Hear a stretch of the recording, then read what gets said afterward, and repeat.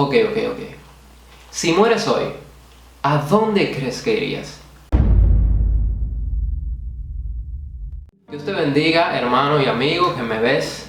De verdad que es un privilegio que me puedas estar viendo hoy a través de las redes sociales, ya sea por Facebook, YouTube, Instagram, cualquier otra red social. Y te bendigo en nombre de Jesús. Espero que te quedes aquí conmigo y puedas de verdad ser bendecido con lo que vamos a hablar hoy.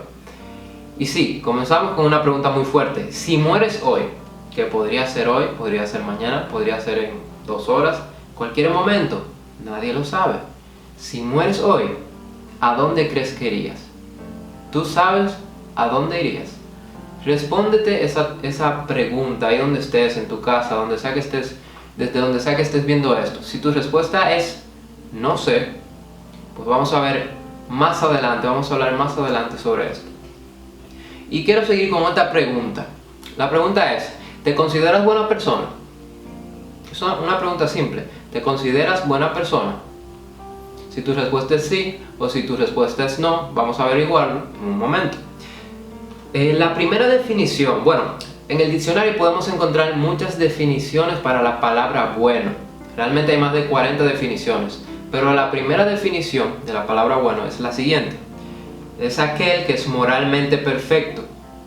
Tal vez has escuchado sobre los 10 mandamientos. Los 10 mandamientos fue como el estándar más alto que nos dejó Dios para nosotros saber si realmente somos personas buenas o personas malas. Entonces, esta ley, estos 10 mandamientos, es la ley moral que Dios nos dejó, la ley moral de Dios. Y a esto yo le llamo el espejo de Dios. Vamos a ver más adelante por qué. Entonces, estos 10 mandamientos, que ahora se los voy a poner en pantalla.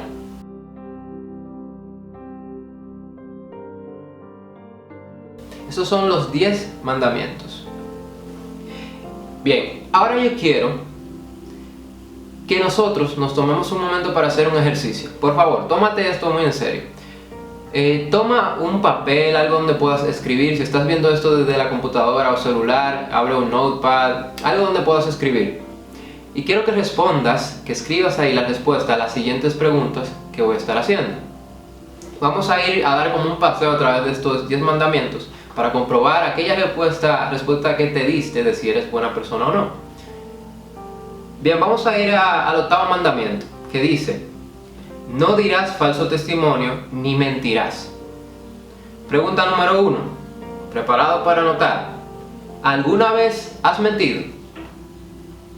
Te voy a dar un tiempo para que escribas, para que pienses la respuesta y escribas. Creo que eso no hay que pensarlo mucho. ¿Alguna vez has mentido? Si tu respuesta es sí, ¿cuántas mentiras has dicho? 1, 2, 3, 4, 5, 6, 10, muchísimas. Bien, ya que has escrito la respuesta y tu respuesta fue sí, a una persona que ha dicho 1, 2, 3, 4, 5 mentiras, 6 mentiras, muchísimas mentiras, ¿cómo se le llama? Por favor, respóndete tú mismo esto. ¿Cómo se le llama a una persona que ha dicho muchas mentiras? Mentiroso. Bien, pregunta número 2. Vamos ahora al mandamiento número 5. Mandamiento número 5 es no matarás. Güey, pero ¿cómo así, Alexis? No matarás. No, yo no he matado a nadie nunca en la vida. ¿Cómo tú me estás diciendo eso? No. Esa yo la pasé. La pregunta sería, ¿alguna vez has matado? Respóndete eso. Ahí sí o no, no, sí. Y ya entonces, después de haber respondido, te digo esto. En la palabra encontramos en 1 de Juan, capítulo 3, versículo 15, lo siguiente: todo el que odia a su hermano es un asesino, y ustedes saben que en ningún asesino permanece la vida eterna. Ahora, te pregunto, ¿has odiado alguna vez a alguien? ¿Lo has odiado tanto en tu corazón que incluso has pensado en matarlo, en hacerle daño? Pues la palabra dice que aquel que odia de tal manera a una persona en su corazón es como si lo estuviera matando. Te hago la pregunta de nuevo. ¿Alguna vez has matado? Ok, ahora vamos con el 7º mandamiento. No robarás. La pregunta número 3. ¿Preparado para responder? ¿Alguna vez has robado? Por más mínimo que sea, realmente no hay diferencia si tú robas, por ejemplo, dinero o si robas un lápiz. ¿Hay diferencias realmente? ¿Cómo se le llama a aquella persona que hace eso? Es lo mismo, se le llama ladrón, se le llama ladrona. Entonces la pregunta es, ¿alguna vez has robado? Si tu respuesta es sí, anótala por ahí. Si tu respuesta es no, pues ponlo por ahí también. Pregunta número 4. Ahora vamos a analizar el mandamiento noveno, el noveno mandamiento. No consentirás pensamientos ni deseos impuros. La pregunta sería, ¿alguna vez has tenido pensamientos impuros sobre otra persona? ¿Alguna vez has visto a una muchacha por ahí o un muchacho por ahí y has pensado pensamientos impuros en tu mente con esa persona? ¿Alguna vez has hecho eso? Anota si la respuesta es sí o si la respuesta es no. Pregunta número 4, basada en el mandamiento segundo, en el segundo mandamiento. No tomarás el nombre de Dios en vano. La pregunta es, ¿alguna vez has tomado el nombre de Dios en vano? Vivimos diciendo realmente, ay Dios mío, ay Jesús. A cada rato estamos usando el nombre de Dios en vano. Y la pregunta es, ¿por qué usar el nombre de Dios? ¿Por qué no usar el de Buda, el de Mahoma? ¿Por qué usar el nombre de Dios? La Biblia lo dice, porque somos enemigos de Dios. Nosotros somos enemigos de Dios y siempre tenemos esa palabra, siempre lo tenemos a Él en la boca. Ay Dios mío, ay Jesús, ahí estamos usando el nombre de Dios en vano. La siguiente pregunta se basa en el sexto mandamiento. No adulterarás. La pregunta, ¿alguna vez has adulterado? Bueno, adulterar es tener relaciones, estar casado y tener relaciones con una persona fuera de tu matrimonio. Relaciones sexuales. Y fornicar es tener relaciones sexuales antes del matrimonio. La pregunta, ¿alguna vez has adulterado? Tu respuesta puede ser no, yo realmente siempre he sido fiel a mi pareja tal vez, o no, yo no he hecho eso nunca. Ahora bien, ¿qué dice la palabra? En Mateo 5:27 dice, oísteis que fue dicho, no adulterarás. Mas yo os digo que cualquiera que mira a una mujer para codiciarla, ya adulteró con ella en su corazón.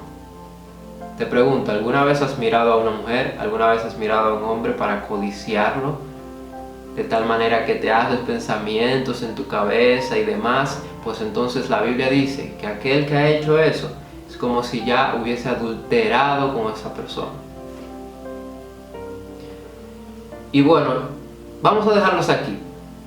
Entonces, si tu respuesta en todos fue sí, como lo fue para mí, o sea, culpable en todo, como lo fue para mí, entonces fuiste hallado mentiroso, asesino de corazón, ladrón, blasfemo, impuro y adúltero. Repito, fuiste hallado mentiroso, asesino de corazón, ladrón, impuro, blasfemo y adúltero. Y solamente analizamos 6 de los mandamientos. Increíble. Ahora te pregunto de nuevo, ¿te consideras buena persona? Porque a una persona que tenga todas estas características, yo no le llamaría una buena persona. Por lo menos si tú ves en la calle, te encuentras una persona que sabes que es ladrón, tú dirías, no, eso no es una buena persona, eso es un ladrón. Es lo mismo. Vuelvo y pregunto, ¿te consideras una buena persona? ¿Consideras que estas características son de una persona buena? Respóndete tú mismo. En 1 Corintios, capítulo 6, versículo 9, dice lo siguiente: ¿no sabéis que los injustos no poseerán el reino de Dios? No erréis, o sea, no se equivoquen, que ni los fornicarios, ni los idólatras, ni los adúlteros, ni los afeminados, ni los que se echan con varones, ni los ladrones, ni los ávaros, ni los borrachos, ni los maldicientes, ni los robadores heredarán el reino de Dios. Ninguno de estos. En Apocalipsis 21, versículo 8, dice: pero los cobardes e incrédulos, los abominables y homicidas, los fornicarios y hechiceros, los idólatras y todos los mentirosos tendrán su parte en el lago que arde fuego y azufre. Entonces, viendo todo esto que hemos cometido, viendo todo esto a la ley de Dios, vemos que hemos fallado, que somos culpables, pero sumamente culpables, somos culpables de todo. ¿Y qué merecemos según la palabra? Merecemos la muerte, merecemos esa condenación. Entonces, si nos vemos a la luz del espejo de Dios, de sus 10 mandamientos, de la ley que Él nos dejó, la ley moral que Él nos dejó, cuando nos miramos en este espejo, vemos nuestra suciedad, vemos nuestra impureza, todo nuestro sucio. Entonces vemos ahí nuestra verdadera realidad. Vemos la realidad de que hemos violado la ley de Dios. Y realmente nosotros sabemos cuando violamos esta ley. Analicemos esto. ¿Por qué un niño, por ejemplo, cuando se lleva algo que sabe que no es suyo, o por ejemplo dice una mentira, se siente mal? Él sabe que hay algo mal dentro de él. Tú, por ejemplo, tal vez te ha pasado de que te llevaste algo que no era tuyo, o hiciste algo incorrecto, y tienes ese remordimiento dentro de ti. Sabes que algo no está bien, sabes que hiciste algo malo. ¿Sabes qué es eso? Esa es la ley moral de Dios escrita en tu corazón. Veamos esto en la palabra. La ley moral de Dios está escrita en tu corazón independientemente de lo que tus padres te hayan enseñado, o de lo que tu prima, tu vecino, de quien sea te haya enseñado. Por lo que te acabo de decir, cuando cometes algo que sabes que está incorrecto, tienes eso en tu corazón, tienes ese remordimiento de que sabes que lo que estás haciendo está mal. Entonces veamos lo que dice en Romanos capítulo 2, versículo 14 al 15. Dice: porque cuando los gentiles que no tienen ley, o sea, las personas que no conocen la ley, hacen por naturaleza lo que es de la ley, estos, aunque no tengan la ley, son ley para sí mismos. ¿Por qué? Porque mostrando la obra de la ley escrita en sus corazones, dando testimonio su conciencia, acusándoles o defendiéndoles sus razonamientos. ¿Qué es lo que quiere decir esto?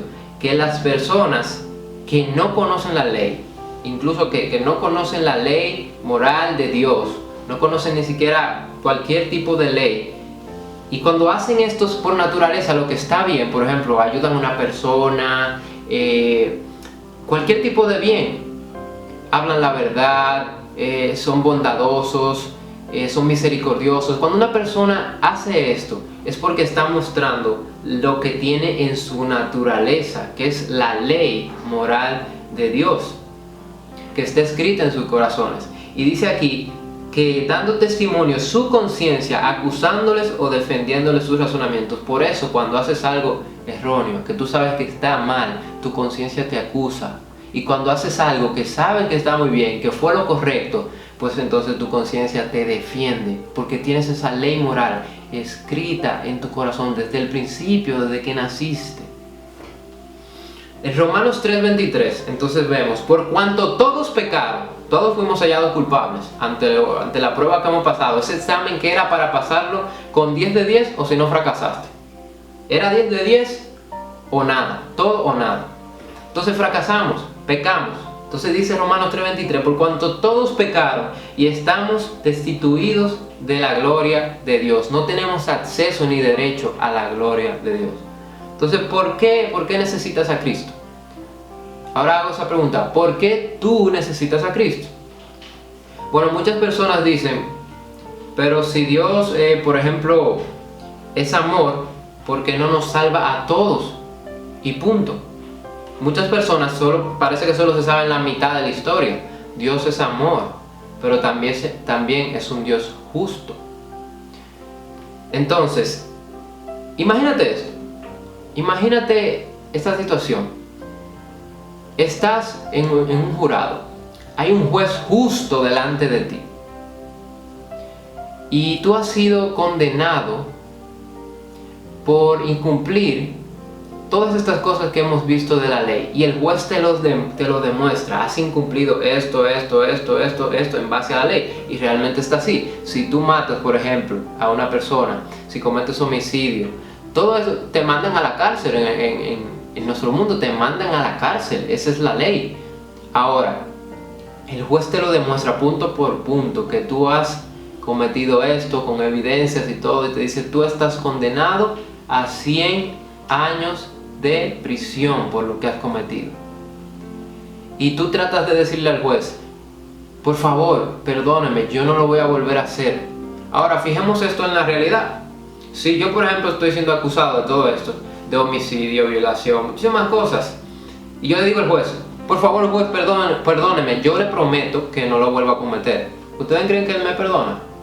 O él me podría perdonar como persona, pero ¿ustedes creen que él me quita la condena? No puede. ¿Por qué? Porque es un Dios justo. Ahora, si fuera, es un Dios justo que tiene que hacer cumplir la ley. Ahora, si fuera un juez corrupto, ahí él dice, tranquilo, pásame lo money ahí, pásame el dinerito que yo te dejo ir tranquilo. Pero él no es un juez corrupto, estamos hablando de un juez justo que hace que se cumpla la ley. Y bueno, en esta situación tú no tienes manera de excusarte, no tienes manera de salvarte. El juez te dice, tienes que pagar una condena de 100 años o pagar una multa de 100 millones de dólares. Pregunta, ¿podrías pagarlo? No puedes. No puedes.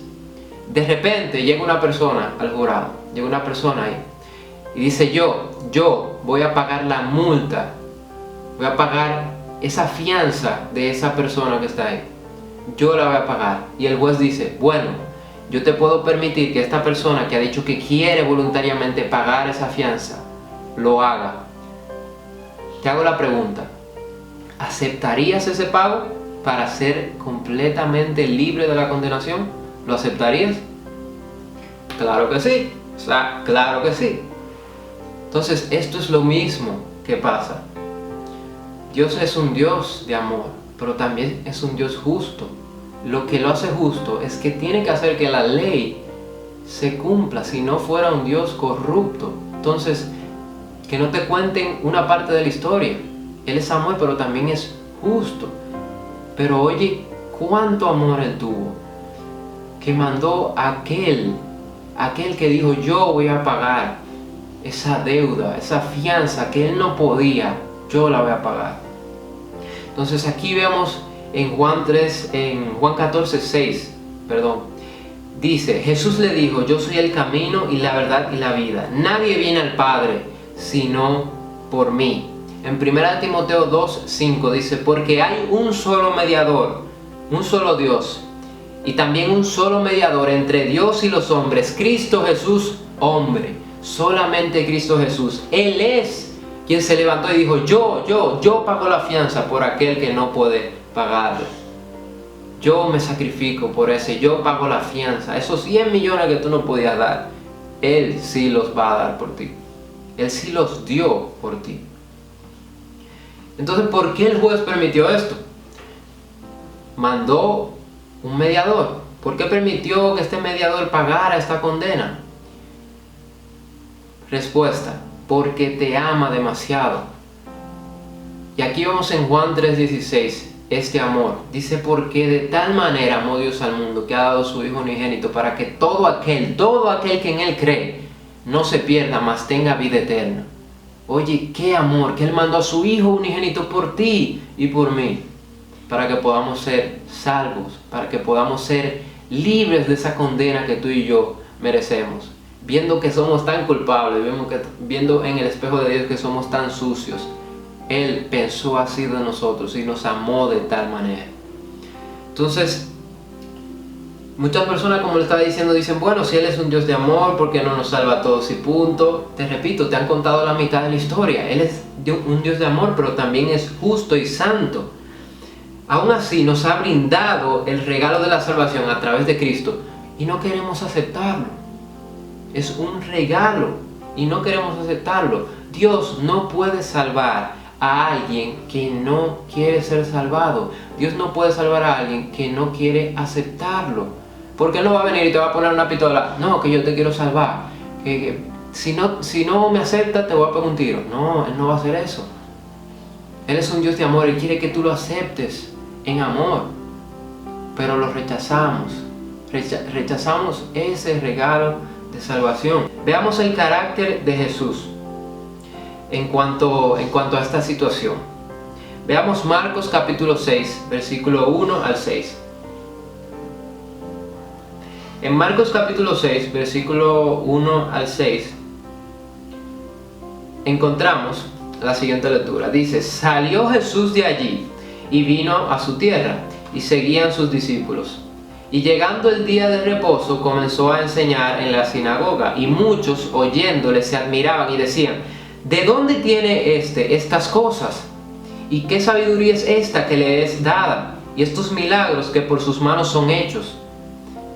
¿No es este el carpintero, hijo de María, hermano de Jacobo, de José, de Judas y de Simón? ¿No están también aquí con nosotros sus hermanas? Y se escandalizaban de él, es decir, se sorprendían, estaban como alborotados por su presencia. Mas Jesús les decía: no hay profeta sin honra sino en su propia tierra y entre sus parientes y en su casa. ¿Qué estaba diciendo Jesús aquí? Para explicarles mejor lo que está sucediendo. Llega el día de reposo y Jesús comienza a enseñar en las sinagogas. Y estaba haciendo, la gente se preguntaba y decían: ¿quién es este que tiene tanto poder, tanta sabiduría? ¿Quién es este que hace milagros? Y las personas en su pueblo comenzaron a cuestionar: pero no es este el hijo del carpintero, no es este el hijo de María. Comenzaron a dudar de quién era él. Y por eso Jesús dice: en mi propio pueblo estoy y no creen en mí, no creen en lo que yo hago, no creen en mi poder. Y oigan lo que dice el versículo 5. Esto es lo impactante. Dice: y no pudo hacer allí ningún milagro, salvo que sanó a unos pocos enfermos poniendo sobre ellos las manos.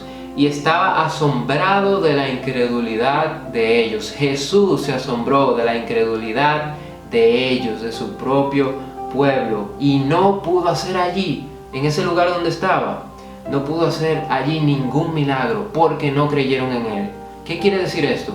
Dios, por más que quiera, no puede hacer un milagro en ti, no puede salvarte si tú no lo aceptas. Porque la salvación de Dios se manifiesta por fe. Entonces, si no hay fe, no podrás recibir esa gracia. La salvación la obtienes por gracia. Y esta gracia se recibe por fe. Si no hay fe, ¿cómo recibirás esa gracia? Hay otra posición, por ejemplo, la posición de yo no creo en Dios y a mí no me va a pasar nada de eso que dice en la Biblia. Personas que dicen eso: yo simplemente no creo en Dios y a mí no me va a pasar nada de lo que está en la Biblia, que dice yo simplemente no creo en eso. Bueno, te va a decir algo. La verdad es absoluta, no relativa. Por ejemplo, la gravedad. Sabemos que la gravedad existe, que hay una fuerza que nos mantiene pegados a la Tierra. Estamos conscientes de eso. Ahora, porque yo diga: no, la gravedad no existe. No, eso no existe. Eso es un disparate que la gente se ha inventado. Eso no existe. Porque yo lo diga, ¿cambia la realidad? No, no la cambia. La gravedad sigue existiendo, sigue estando ahí, sigue siendo parte de nuestra realidad, la verdadera realidad. Aunque yo me quiera inventar una realidad en mi mente de que la gravedad no existe, la realidad, la verdadera, es que sí existe y está ahí. No importa lo que tú pienses, lo que tú crees, lo que tú creas, Dios sigue estando ahí, Dios sigue siendo real y vas a ser juzgado. Vas a ser juzgado. No importa lo que quieras creer, Él es real. Entonces, tú me podrías preguntar: Alexis, ¿y por qué tú crees en esto? ¿Y por qué estás tú tan seguro de esto? ¿Qué es lo que te hace creer con tanta firmeza sobre esto? Simple, es fe. Y la fe es un don de Dios. Literalmente es un don de Dios. ¿Qué es la fe entonces? La fe es pues la certeza de lo que se espera y la convicción de lo que no se ve. La convicción de lo que no se ve. Eso está en Hebreos capítulo 11 versículo 1. Y en Juan 20 versículo 29 dice: porque me has visto, has creído, le dijo Jesús. Dichosos los que no han visto y sin embargo creen. Dichosos les llama el Señor. Y por esto, para muchos, realmente el Evangelio es una loquera, una locura. Para muchos el Evangelio es disparate. Porque para tú entender eso, no hay que ser el más intelectual, el que tiene más conocimiento, el más sabio. No. Tienes que tener el don que da el Señor, que es la fe. El don que es la fe. En 1 Corintios 1:10 dice: el mensaje de la cruz es una locura para los que se pierden. Como estaba diciendo, es una locura para los que se pierden. En cambio, para los que se salvan, es decir, para nosotros, este mensaje es el poder de Dios. Entonces ahora mismo todo el mundo está buscando señales, pero porque son incrédulos. ¿A qué me refiero con esto? A que todo el mundo está diciendo, bueno, si Dios existe, yo quiero una señal. Si Dios existe, ahora mismo que me mande un rayo. No se trata de eso. Veamos qué Jesús piensa sobre esto.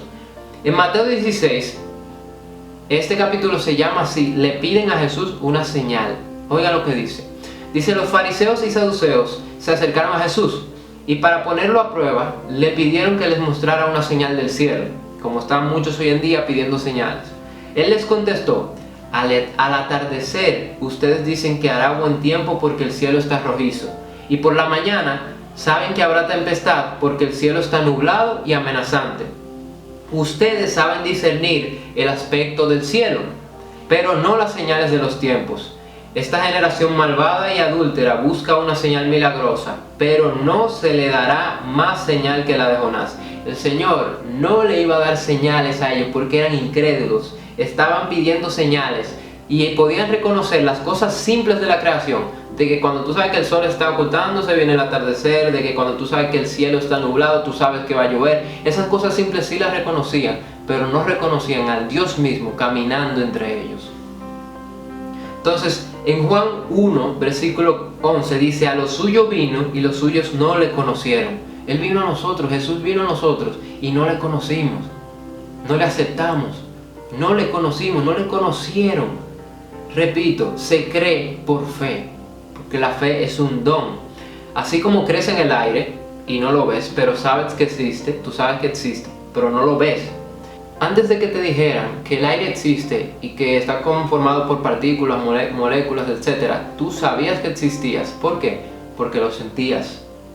Más tarde ya te lo reveló la ciencia, pero tú estabas claro de que eso existía. Así mismo como crees en el coronavirus, que no lo ves, así mismo es Dios. Él está ahí. No lo ves, pero está ahí. Dios existe y su palabra lo revela. Su palabra lo revela.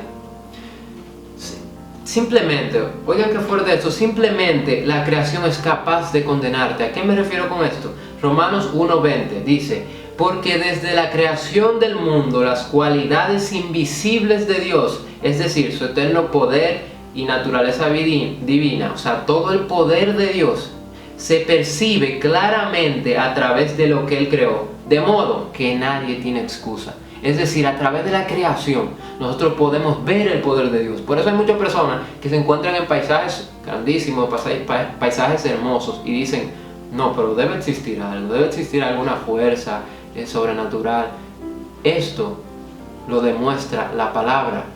Cuando ves todo esto, dice: hay algo, ese algo es Dios, el creador del universo, el creador del mundo, el creador tuyo y mío.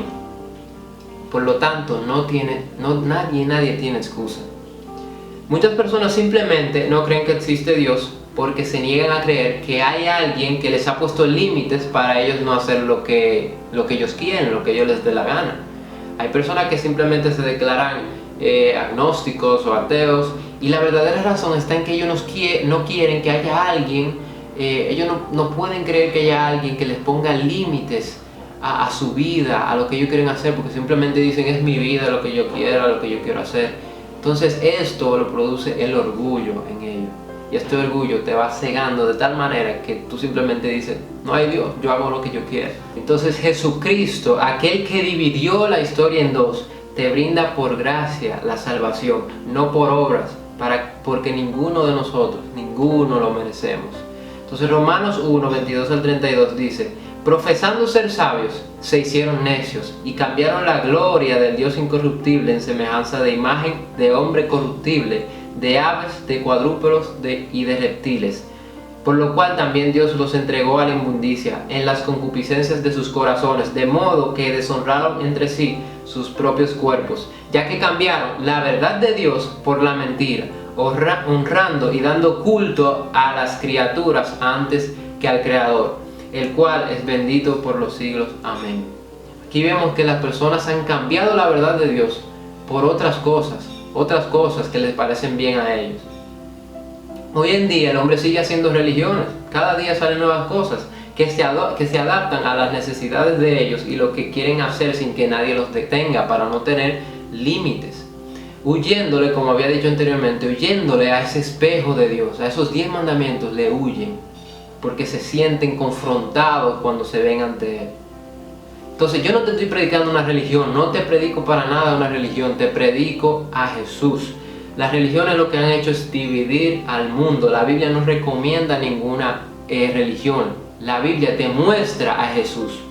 Si tú estás escuchando todo esto y estás comenzando a creer, pues siéntete muy alegre, porque esto se debe a que tú adquieres fe por medio de oír la palabra de Dios, y eso es lo que estás haciendo ahora.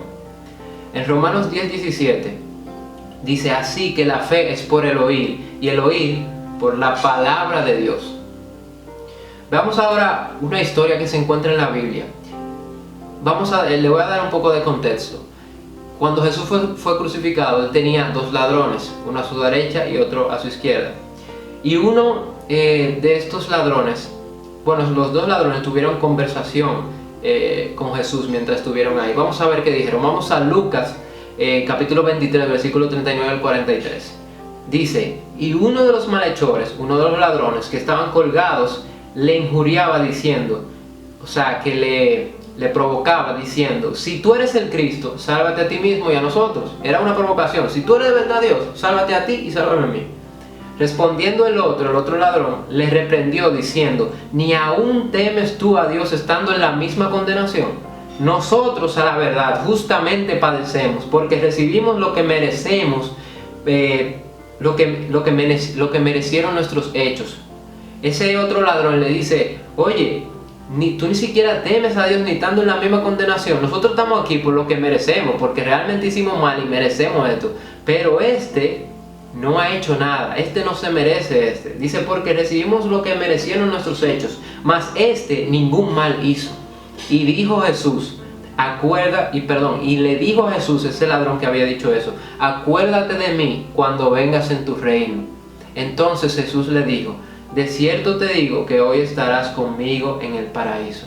Ese otro ladrón que le dijo al otro: oye, tú estando en la misma condenación, ¿no reconoces a Dios? Tú no lo reconoces porque nosotros estamos aquí por lo que merecemos, por lo que hemos hecho, pero Él no ha cometido nada. Y le dijo a Jesús: acuérdate de mí cuando vengas en tu reino. Entonces Jesús le dijo: de cierto te digo que hoy estarás conmigo en el paraíso. ¡Wow! Increíble. Entonces, ¿por qué el ladrón fue salvo en ese momento? ¿Por qué el ladrón tuvo acceso a ese paraíso? Romanos capítulo 10, versículo 9 al 11. Dice que si confesares con tu boca que Jesús es el Señor y creyeres en tu corazón que Dios le levantó de los muertos, serás salvo. Porque con el corazón se cree para justicia, pero con la boca se confiesa para salvación. Pues la Escritura dice: todo aquel que en él creyere no será avergonzado. Y esto fue lo que hizo el ladrón. Él creyó en su corazón que Jesús es el Señor y confesó con su boca que él iba a ser levantado de los muertos. Confesó con su boca que Él era Dios. Esto fue lo que hizo el ladrón y por eso fue salvo. Entonces ahora, ¿tú quieres experimentar eso? Primero, debes reconocer y arrepentirte de tu pecado, aquella cosa por lo que eres tan culpable, reconocerlo y arrepentirte. Segundo, aceptar a aquel que levantó la mano en ese estrado, en ese jurado, y dijo: yo voy a pagar la deuda que él no puede pagar. Aceptar a Cristo, el único mediador entre Dios y los hombres. Entonces te hago la pregunta, ¿quieres aceptar hoy a Cristo como tu Señor y Salvador? Viendo todas estas realidades, todas estas verdades, viendo lo sucios que estamos delante del espejo de Dios, viendo que nuestra única esperanza es Cristo, te pregunto, ¿quieres aceptarlo hoy? Si tu respuesta es sí, que espero que así sea, entonces te voy a pedir que oremos y vamos a hacer esta oración de arrepentimiento. Quiero que repitas después de mí. Señor Jesús, te doy gracias.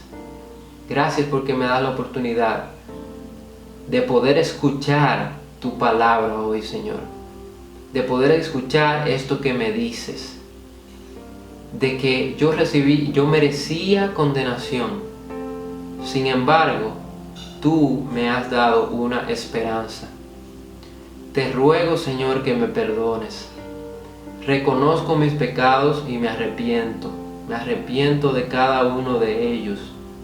Y sé que soy culpable. Sé que no puedo pagar esa deuda por la que fui condenado. Pero hoy yo acepto el regalo de la salvación que me brindas a través de Jesucristo. Yo lo acepto en mi corazón como mi único Salvador, como mi único Señor. Y desde hoy voy a vivir una vida que te agrade, una vida que te glorifique, una vida que te honre. En el nombre de Jesús, amén. Si tú has hecho esta oración, créelo con todo tu corazón, de que hoy tú has recibido salvación. Y debes estar muy alegre porque dice que en la palabra hay alegría en los cielos, hay fiesta en los cielos cuando un pecador se arrepiente. En Lucas 15:7, esto es lo que dice. Dice, les digo que así es también en el cielo. Habrá más alegría por un solo pecador que se arrepienta que por 99 justos que no necesitan arrepentirse. Es decir, en el cielo hay más gozo por un pecador que se arrepienta que por 1000 justos que digan que son los mejores, que son los más perfectos y no se arrepientan. Entonces, si tú tienes una Biblia en tu casa, por favor, comienza a leerla, quítale el polvo que tiene, pero no con un espíritu de vamos a ver si esto es verdad, vamos a ver si todo lo que dijo tu pana es verdad, vamos a comprobarlo. No. Ve con un espíritu de humildad. Ve y dile, Dios, te pido que si de verdad existes, por favor, revélate a mí a través de esta palabra, porque quiero conocerte. Dios no va a rechazar un corazón humilde, pero a un corazón antiguo, a un corazón arrogante, Él lo mira de lejos. Busca a Dios a través de su palabra. Te recomiendo acercarte a alguien que te pueda guiar, que te pueda ayudar en este nuevo camino que tú vas a emprender, el cual, te repito, no es fácil como muchos lo ponen. No es fácil, es el más difícil que hay. Pero, ¿por qué es tan difícil este camino? Porque tú vas en contra al mundo y sus enseñanzas. Pero tranquilo que ya tú tienes la victoria. Ya tú tienes la victoria en Cristo, porque Él ya venció al mundo y Él te ha brindado por gracia la vida eterna. Te recuerdo que vas a tener mucha lucha, porque ahora estás luchando con todo un ejército de maldad que estará contra ti. Antes tú estabas ahí tranquilo, chilling, con todas las cosas que tú hacías, que tú eras culpable, no lo sabías si estabas bien, pero ahora que has abierto los ojos, que te has dado cuenta, que ves la verdad, Juan 8:32 dice, y conoceréis la verdad y la verdad os hará libre. Ese versículo que está en nuestra bandera, que muy pocos lo entienden, pero que ahora, hoy tú lo puedes entender, que has visto que esa verdad es Cristo, es su evangelio, es su gracia, la que Él nos brinda a través de la salvación. Entonces corre a buscar a Cristo, haz lo que sea necesario. Si necesitas mi contacto, si necesitas el contacto de alguno de los hermanos de la Iglesia Remanso de Dios para comunicarte, te podemos guiar, estamos disponibles para ayudarte en todo esto. Pero de verdad, corre y busca a Cristo. Ya conoces la verdad, ahora enfócate en conocerlo más, cada día más y más. Y su palabra te va a transformar por medio de esa fe que hoy tú recibiste. Que Dios te bendiga y que Dios esté contigo. La Iglesia Remanso de Dios se sostiene y predica el Evangelio de Jesucristo gracias a Dios y a tus ofrendas. Realizamos eventos, conferencias, talleres, actividades y diferentes programas para dar a conocer el mensaje de salvación y el poder de Jesús, transformando y edificando vidas de mujeres, hombres, jóvenes y niños en diferentes comunidades. ¿A dónde van tus ofrendas y donaciones? Aunque no puedas llevar la palabra personalmente a todas partes, De esta forma lo estás haciendo, colaborando con la obra de Cristo en diferentes partes de la República Dominicana. Con tus ofrendas y donaciones estás sembrando y siendo parte de lo que Dios está haciendo hoy. De esta manera ayudas a llevar esperanza donde no la hay y gozo donde hay tristeza, brindándole a las personas una oportunidad de conocer a Jesús, aquel que provee para ti y para mí. Puedes hacer tus ofrendas o donaciones desde donde estés.